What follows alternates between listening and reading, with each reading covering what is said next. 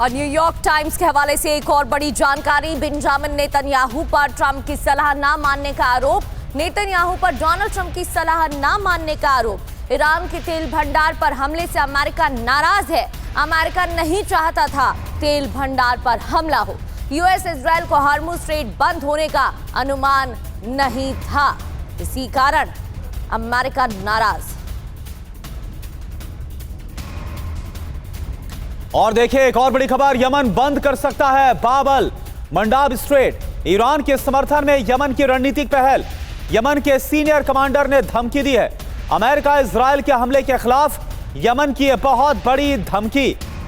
अंसरुल्लाह आंदोलन को लेकर यमन की यह धमकी है। तो बाब मंडाब स्ट्रेट को बंद करने की धमकी अब यमन की तरफ से दी जा रही। इधर आईआरजीसी का अमेरिकी एयरबेस पर हमला जारी है। 4 अमेरिकी बेस को आईआरजीसी ने टारगेट किया है। बुनियादी ढांचे को आईआरजीसी ने टारगेट किया।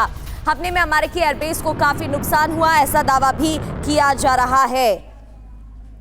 ये देखिए तस्वीरें, 4 अमेरिकी बेसिस पर आईआरजीसी ने हमला किया।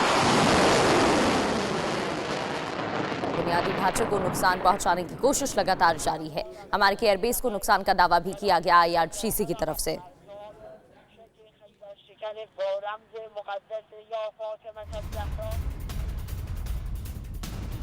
और देखिए तेहरान से एक और बड़ी खबर। तेहरान के पश्चिम में आईडीएफ का बड़ा हमला हुआ। मलाड में देर रात भारी बमबारी हुई और इस बमबारी के बाद काले धुएं का गुबार छा गया। रिहायशी इलाके में भारी तबाही, तस्वीरें आपके सामने।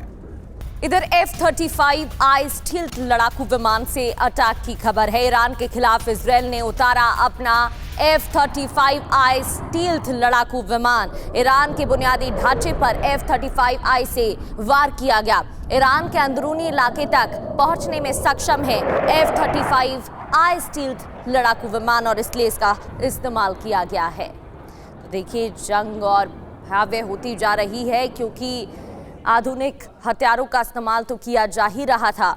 IAF का 35I स्टील्थ लड़ाकू विमान।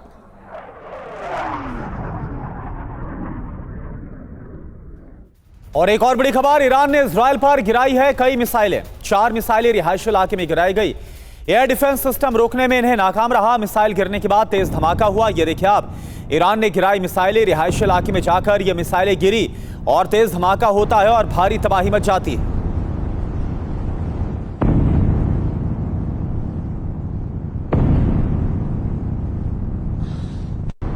अमेरिकी विक्टोरिया सैन्य अड्डे पर मिसाइल और ड्रोन से हमला किया गया है। इराकी रक्षा सूत्रों के हवाले से खबर, बगदाद एयरपोर्ट के पास ड्रोन अटैक हुआ।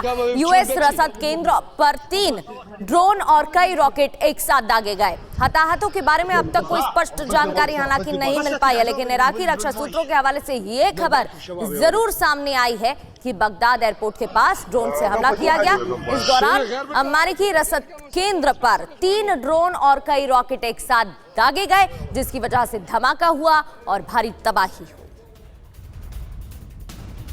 और एक और बड़ी खबर, अमेरिकी वायुसेना का ईरान पर बड़ा हमला। MQ-9 रीपर ड्रोन से हमले का दावा। ईरानी हॉक सैम लॉन्चर तबाह हुआ इस हमले में। अमेरिकी वायुसेना का ईरान पर हमला, ईरानी हॉक सैम लॉन्चर तबाह। और एपिक फ्यूरी की बात करते हैं क्योंकि लगातार ईरान के खिलाफ यूएस का एपिक फ्यूरी ऑपरेशन जारी है।